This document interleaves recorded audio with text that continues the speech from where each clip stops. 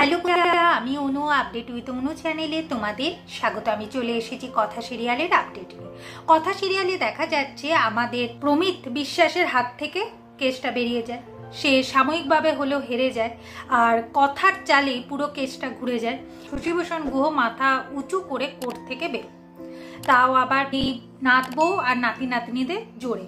প্রিয় সাময়িকভাবে কেসটাই জিতে যায়, এই জন্য প্রিয়ের মায়ের আনন্দে শেষ। আর প্রমিত বিশ্বাস এই হারটাকে কোনোভাবে মেনে নিতে পারছে না। সেই ভাবছে যে এই গুহ বাড়ির ইউনিটিটাকে আমায় ভাঙতে হবে, ভেঙে গুড়িয়ে দিলেই ওরা সবেতে হারবে আর আমি জিতবো। আমি আমার কেরিয়ার নষ্ট করে এখানে এসেছি আমার বাবা দাদাকে বাঁচাতে, আমি তো এত সহজে হেরে যাব না। তাই যে করি ও গুহবাড়িতে ঢুকতে হবে।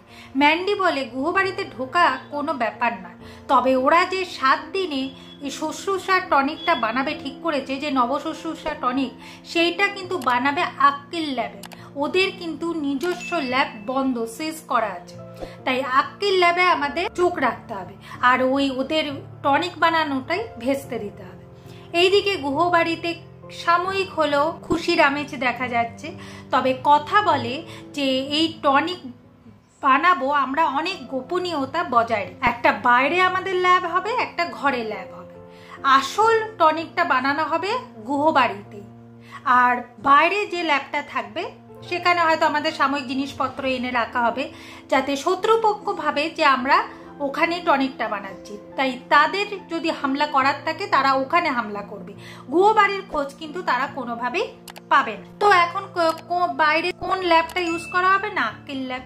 আক্কির কাছ থেকে পারমিশন নিয়ে নেয়, আর আক্কির সাহায্যেরও দরকার।